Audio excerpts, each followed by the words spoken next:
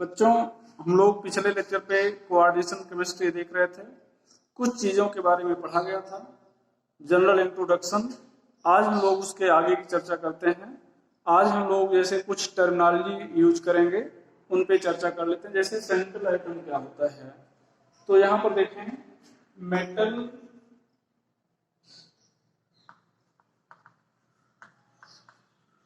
atom or ion from which group of atom or ion attached to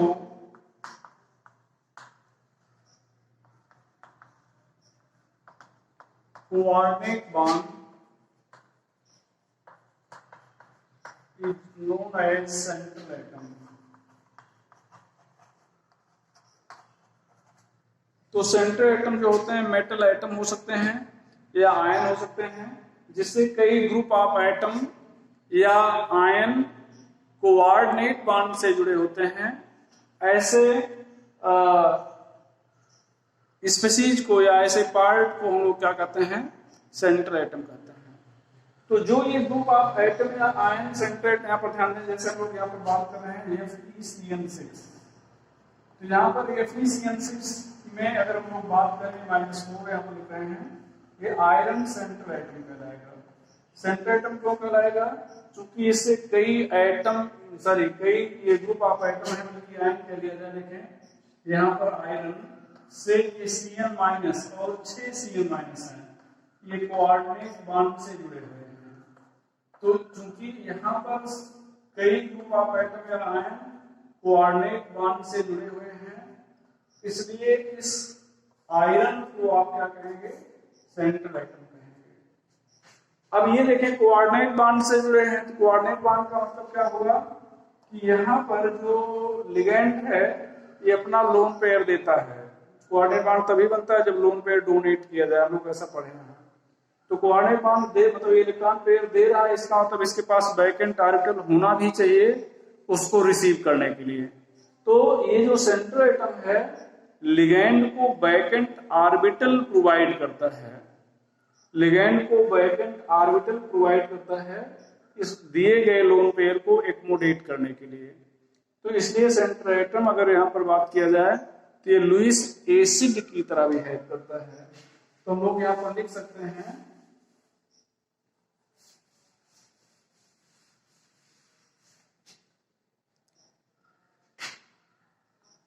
central atom provide vacant orbital to accommodate lone pair given by ligand कहेंगे, ligand। तो ligand के द्वारा दिए गए lone pair को एक्मोडेट करने के लिए, शामिल करने के लिए जो सेंट्रल एटम है वैकेंट ऑर्बिटल प्रोवाइड करता है। तो वैकेंट ऑर्बिटल प्रोवाइड करने के कारण ये कहा जाए कि ये रिसीव करता है लोन पेयर। तो लोन पेयर रिसीव करने वाले को हम लोग लुईस एसिड कहते हैं।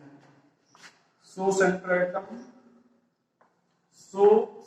Atom acts as Lewis acid, इसलिए सेंट्रल एटम लुईस एसिड की तरह बिहेव करेगा। अब हम लोग चर्चा करेंगे लिगेंड पे।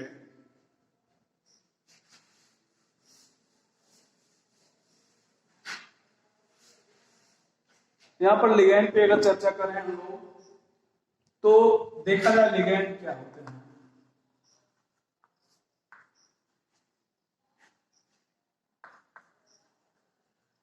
दो स्पेसीज में मॉलिक्यूल हो सकता है और आयन हो सकता है, which is attached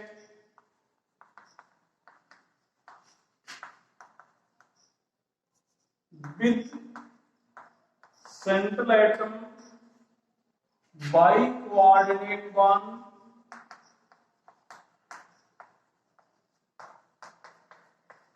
is known as Lewis acid, sorry is known as ligand. तो ऐसे स्पीशीज जो सेंट्रल एटम से कोऑर्डिनेट बॉन्ड से जुड़े होते हैं उनको हम लोग लिगैंड कहते हैं। यहां पर देखा जाए, अभी बनाया गया था डायग्राम, यहाँ पर Fe ये Cn, यहाँ पर Cn ये Cn, यहाँ पर Cn, यहाँ पर Cn, ऊपर भी Cn ले लिया जाए तो ये कोऑर्डिनेट बॉन्ड से जुड़े हुए स्पीशीज हैं, इसलिए हम लोग इनको भैया क्या कहेंगे, लिगैंड कहेंगे, क्योंकि ये कोऑर्डिनेट बॉन्ड से जुड़े हुए हैं, इसलिए इन सभी स्पीशीज को हम लोग क्या कह रहे हैं, लिगैंड कर रहे हैं। तो अब अगर देखा जाए तो कोऑर्डिनेट बॉन्ड से जुड़े हुए हैं तो ये लोन पेयर डोनेट कर रहे हैं, तो लोन पेयर डोनर को हम लोग लुईस बेस कहते हैं। तो लिगैंड अगर आपसे कहा जाए किस तरह से एक्ट करता है तो आप कहेंगे लुईस बेस की तरह एक्ट करता है। तो आप लिख सकते हैं कि ligand mostly acts as Lewis base. तो जो लिगैंड होते हैं ये मोस्टली किस तरह से एक्ट करते हैं, लुईस बेस। अब मोस्टली वर्ड क्यों जोड़ रहे हैं, क्या अगर आपसे कहा जाए कि क्या हमेशा ये लुईस बेस होते हैं तो आपका आंसर होगा नहीं, ये कभी कभी जो लिगैंड होते हैं सेंट्रल एटम से लोन पेयर रिसीव भी करते हैं, तो जब रिसीव भी करेंगे उस समय ये एसिड की तरह बिहेव करेंगे। तो कहने का मतलब लिगैंड लुईस बेस की तरह तो एक्ट करते ही हैं, ये कभी कभी लुईस एसिड की भी तरह एक्ट कर सकते हैं। तो अगर करेक्ट आंसर पूछा जाए तो आप कहेंगे कि लुईस सॉरी लिगैंड में acts as Lewis acid or base, Lewis acid or base. तो लिगैंड जो है ये लुईस एसिड या बेस दोनों की तरह एक्ट कर सकते हैं, ये करेक्ट आंसर होगा। चलो देखते हैं अब लिगैंड के बारे में। लिगैंड जो लोन पेयर डोनेट करता है तो कितने लोन पेयर डोनेट कर रहा है इसके बेस पे अगर आप चर्चा करें तो लिगैंड कई टाइप के हो सकते हैं। तो on the basis of lone pair, on the basis of number of lone pair donated bye ligand, it may be of following type, it may be of following type। पहला भैया monodentate,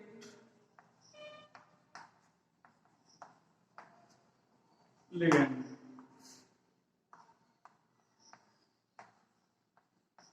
which donate to one lone pair।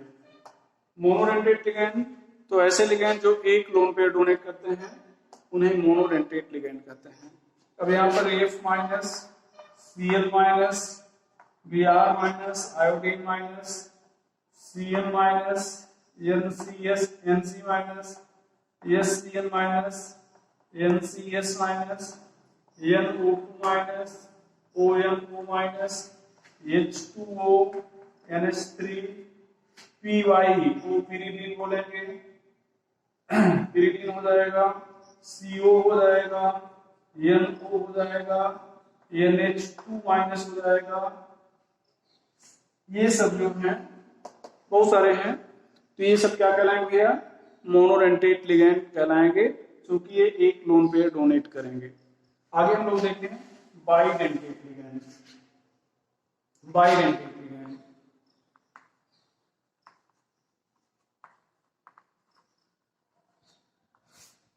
तो क्या है, donate to loan pair. तो ऐसे loan मतलब ligand जो दो लोन पेयर डोनेट करते हैं उनको हम लोग बाइडेंटेट लिगैंड कहते हैं। अब यहां पर ध्यान दिया जाए बाइडेंटेट लिगैंड में, तो पहला हम लोग लिख रहे हैं एथिलीन डाइएमीन। एथिलीन डाइएमीन को EN से रिप्रेजेंट करते हैं, इसका फार्मूला CH2NH2 होता है। यहाँ पर चूंकि दोनों डोनर एटम सेम हैं, बाकी सारी चीजें भी सेम हैं, इसलिए इसको सिमेट्रिकल बाइडेंटेट लिगेंड भी कहेंगे। तो सिमेट्रिकल बाइडेंटेट लिगेंड होने का मतलब दोनों इक्वल हाफ में डिवाइड किया जा सके, तो उसको सिमेट्रिकल बाइडेंटेट लिगेंड कहेंगे। तो ये हो जाएगा। दूसरा हो जाएगा ऑक्जिलेट आयन, यहां पर C2O4 डबल माइनस, इसको आप CO double minus CO double minus ऐसे लिख सकते हैं। इसको रिप्रेजेंट करते हैं OX ऑक्स से। यहां पर भी इक्वल हाफ में डिवाइड कर सकते हैं, दोनों आइटम सेम हैं, इसलिए इसको भी सिमेट्रिकल बाइडेंटेट लिगेंड कहेंगे। तीसरा एथिलीन डाइमीन ले लिया जाए, हो गया, सॉरी ग्लाइसिनेट आयन ले लिया जाए, ग्लाइसिनेट आयन। तो यहां पर हो जाएगा भैया CH2NH2, ये हो जाएगा COO माइनस। तो यहां पर एक डोनर एटम नाइट्रोजन है, दूसरा डोनर एटम ऑक्सीजन है, तो इसको अनसिमेट्रिकल बाइडेंटेट लिगेंड कहेंगे, रिप्रेजेंट करेंगे GLY से। ये अनसिमेट्रिकल बाइडेंटेट लिगेंड है। अच्छा, कई बार जब हम लोग कंपाउंड बनाते हैं तो यहाँ पर GLY, ज्यादातर तो GLY ही लिखा मिलेगा, और जब स्ट्रक्चर बनाते हैं तो इसको पूरा ना जोड़ के, जैसे यहाँ पर मेटल एटम या सेंटर एटम है, तो यहाँ पर केवल डोनर एटम को दिखाते हैं, जैसे N दिखा दिए और O दिखा दिए, तो यहाँ पर N और O दिखा दिए, तो इसको हम लोग ग्लाइसिनेट आयन मान लेंगे। पूरा ये स्ट्रक्चर नहीं बनाएंगे, बस केवल डोनर एटम को ही दिखा देते हैं, बाकी चीजों को छोड़ देते हैं, तो इसको भी हम लोग ग्लाइसिनेट आयन मानेंगे। तो ऐसा भी अगर कहीं रिप्रेजेंटेशन मिले तो आप उसके लिए परेशान नहीं होंगे। अच्छा, एक और चीज देख लीजिएगा, यहाँ पर जो OX है या ऑक्जिलेट आयन है, ऐसे लिखे मिलता है, तो यहाँ पर कोई चार्ज नहीं दिख रहा है, लेकिन हमें इन चार्ज की आवश्यकता है। जब नेमिंग करते हैं ऑक्सीडेशन नंबर लिखना पड़ता है, वैसे ऑक्सीडेशन नंबर निकालते हैं, प्राइमरी सेकेंडरी बैलेंस निकालना होता है, उन सब के लिए हमें मतलब ये जो चार्ज कितना है ये मालूम होना चाहिए। तो इसको अब आप अभी से याद रखिएगा, जैसे यहाँ पर 2 माइनस है, यहाँ पर 1 माइनस है, तो किस पर क्या चार्ज है आप इसको भी याद रखेंगे। अगला एग्जाम्पल देखा जाए, यहां पर हम लोग एक और लिख रहे हैं CH3, C यहाँ पर डबल बॉन्ड N, यहाँ पर OH, यहाँ पर C, यहाँ पर डबल बॉन्ड N, यहाँ पर O माइनस, यहाँ पर CH3। यहाँ पर देखें भैया, तो यहाँ पर एक ये ऑक्सीजन डोनेट करेगा लोन पे और दूसरा नाइट्रोजन डोनेट करेगा, तो एक ऑक्सीजन डोनेट करेगा और यहाँ पर नाइट्रोजन डोनेट करेगा। तो चूंकि अलग अलग आइटम डोनेट करेंगे, इसलिए इसको अनसिमेट्रिकल बाइडेंटेट लिगेंड ही मानेंगे। इसका नाम हो जाएगा glycinate ion, glycinate ion. Sorry, गलत हो गया थोड़ा सा नाम, डाइमेथिल ग्लाइसिनेट कहेंगे, डाइमेथिल ग्लाइसिनेट आयन। शॉर्ट में इसको DMG से रिप्रेजेंट करते हैं, इसको जानते रहे भैया। अगला हो जाएगा यहां पर 5th CH3COCH double bond O minus CH3, इसको कहेंगे एसिटिल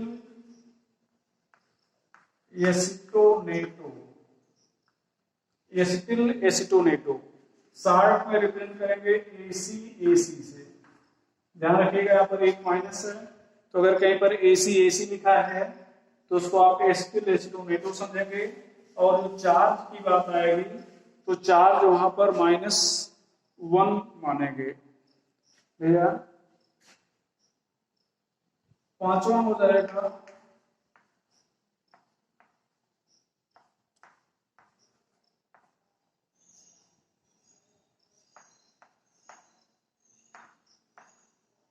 इसको डाई पायरिडिन कहेंगे,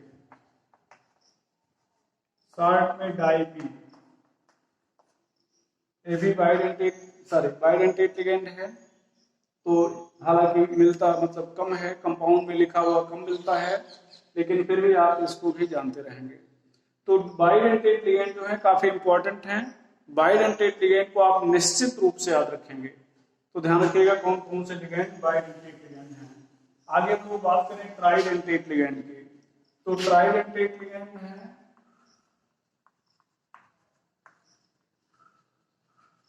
ट्राइडेंटेट लिगेंड यहाँ पर हो जाएगा डोनेट 3 लोन पेयर। तो यहाँ पर एक और बढ़ा दिया जाए, एक और बढ़ा देते हैं, देखें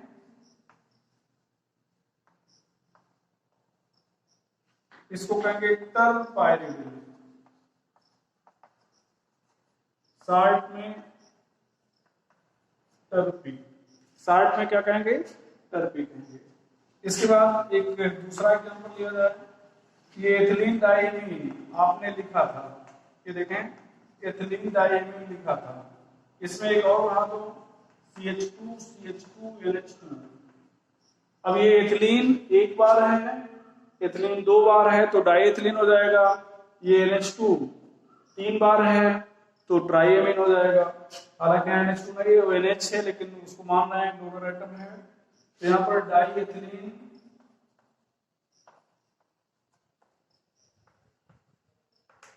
ट्राइएमीन हो जाएगा। आगे भैया टेट्राडेंटेट लिगेंड की बात करें हम लोग,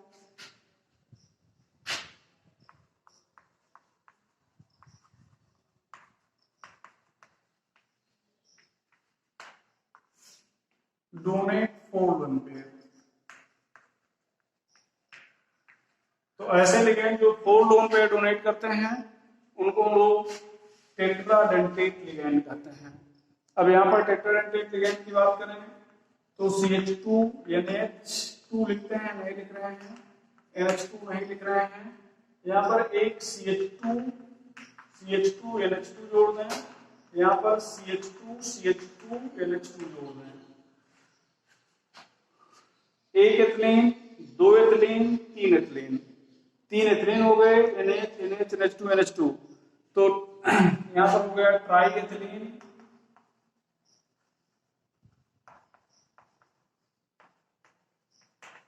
टेट्राएमीन, ट्राइएथिलीन टेट्राएमीन। एक और हो जाएगा भैया, यहाँ पर देखा जाए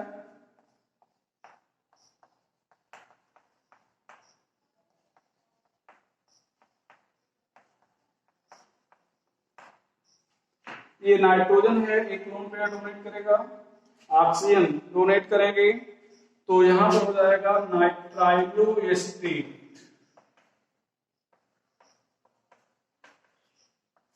नाइट्राइलो एस्टेट कहेंगे इसको। तो ये है दोनों जो है टेट्राडेंटेट लिगेंड कहलाएंगे। आगे हम लोग बात करेंगे पेंटाडेंटेट लिगेंड पे।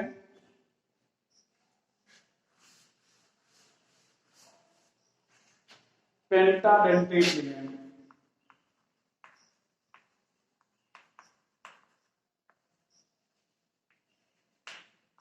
यहां पर बात किया जाए तो आप लिखेंगे डोनेट 5 लोन पेयर।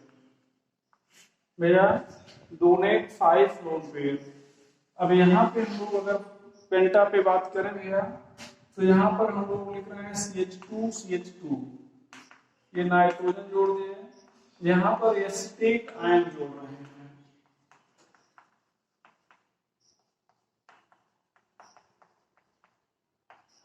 ये तो यहाँ पर ये 3 ऑक्सीजन लोन पेयर डोनेट करेंगे और 2 नाइट्रोजन डोनेट करेगा, तो इसलिए 5 हो गया। इसका नाम है एथिलीन, ये हो जाएगा डाइएमीन, और 3 बार है क्या एसिटेट, तो इसको हम लोग कहेंगे एथिलीन डाइएमीन ट्राइएस्टेट, एथिलीन डाइएमीन ट्राइएस्टेट। अब साल्ट में अगर इसको लिखें तो लोग EDTA लिख सकते हैं, EDTA लिख सकते हैं, लेकिन ध्यान रखिएगा इस पर -3 है तो यहाँ पर -3 लिखेंगे। अब हम लोग हेक्साडेंटेट की बात करें तो हेक्साडेंटेट लिगेंड क्या होगा? Hexadentate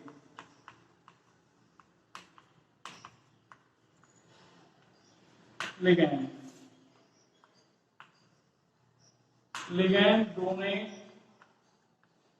6 loan pair. तो यहां पर ध्यान दें बेटा, ये 5 को डोनेट किया था, इस एच को हम लोग फिर से कन्वर्ट कर दें किसमें?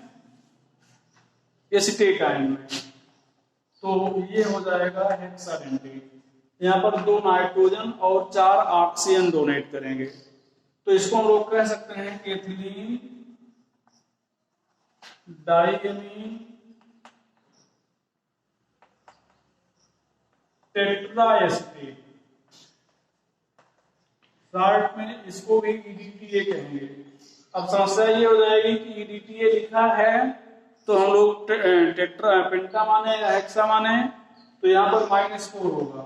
तो अगर -4 लिखा है तो हेक्सा मानेंगे, -3 लिखा है तो पेंटा मानेंगे, कुछ नहीं लिखा है तब भी हम लोग हेक्सा मानेंगे। मतलब ये ज्यादा फ्रिक्वेंटली हम लोग इसका यूज करते हैं, इसलिए अगर कुछ नहीं लिखा है तब भी हम लोग उसको हेक्सा मानते हैं।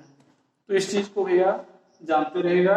On the basis of number of lone pair donated bye ligand, तो इसके बेस पर कितने हो सकते हैं आपको बता दिया गया। Few other ligand,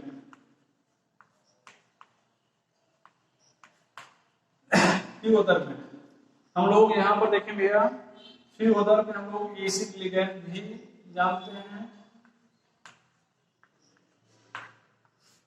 ligand which can receive lone pair also from center atom. Ligand which can receive lone pair also from center atom.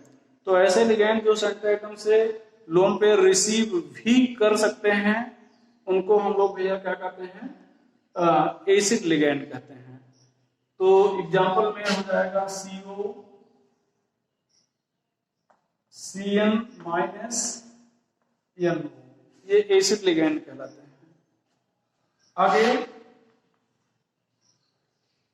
Ambidentate ligand. Ambidentate ligand काफी इंपॉर्टेंट है, इसको ध्यान दीजिएगा। एम्बीडेंटेट लिगेंड क्या होता है?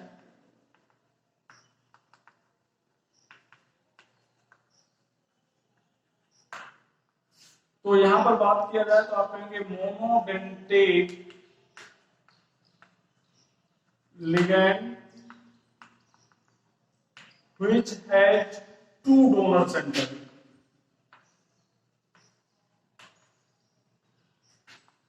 One is neutral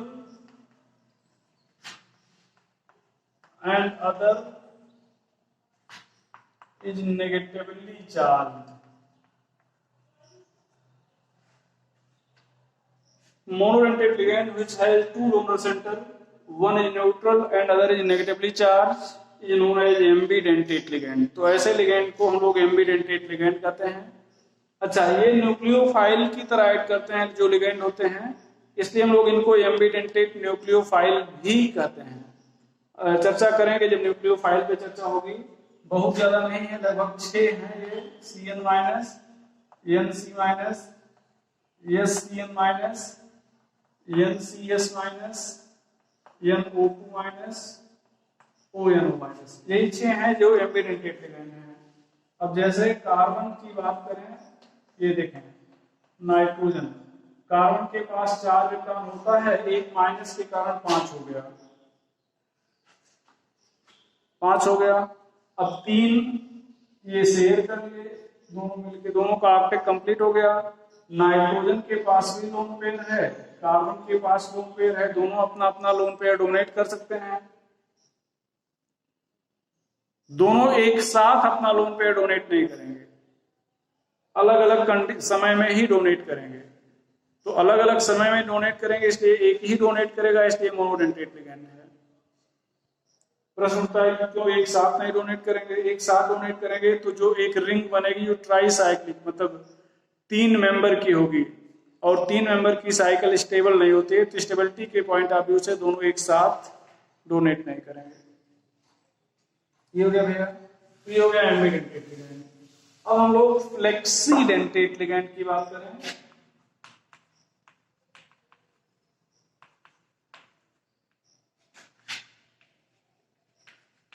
फ्लेक्सीडेंटेट, तो ये यहां से क्लियर है फ्लेक्सिबल नेचर जिसका हो। फ्लेक्सिबल नेचर का मतलब अकॉर्डिंग टू नीड जो इलेक्ट्रॉन पेयर डोनेट करे। 2 की नीड है तो 2 डोनेट करे, 3 की नीड है तो 3, 5 की नीड है तो 5। तो ligand which has flexible proper tendency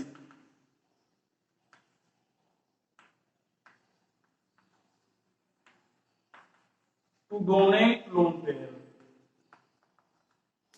to donate lone pair मतलब लोन पेयर डोनेट करते समय जो नेचर है वो फ्लेक्सिबल नेचर हो, जितने इलेक्ट्रॉन की आवश्यकता हो उतना इलेक्ट्रॉन डोनेट करे, इलेक्ट्रॉन पेयर डोनेट करे।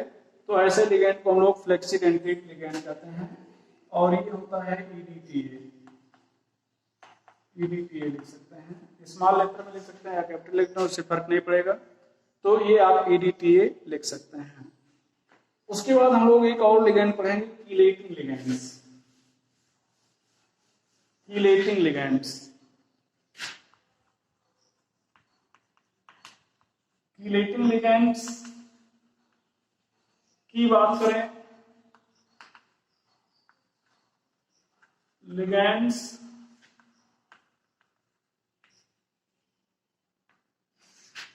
which can form cyclic structure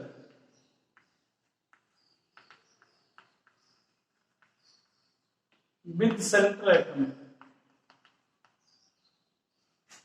तो ऐसे लिगैंड जो साइक्लिक स्ट्रक्चर फॉर्म करते हैं उनको हम लोग कीलेटिंग लिगैंड्स कहते हैं।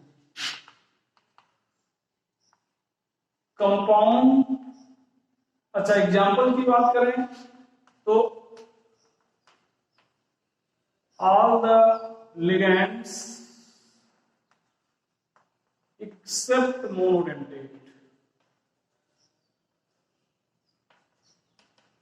मोनोडेंटेट लिगैंड को छोड़कर सभी लिगैंड जो हैं वो इस कैटेगरी में आएंगे। यहां पर ध्यान दें, आपको बता रहे थे कि ऐसे कंपाउंड जिसमें साइक्लिक स्ट्रक्चर पाया जाता है उसको कीलेट्स कहते हैं। कंपाउंड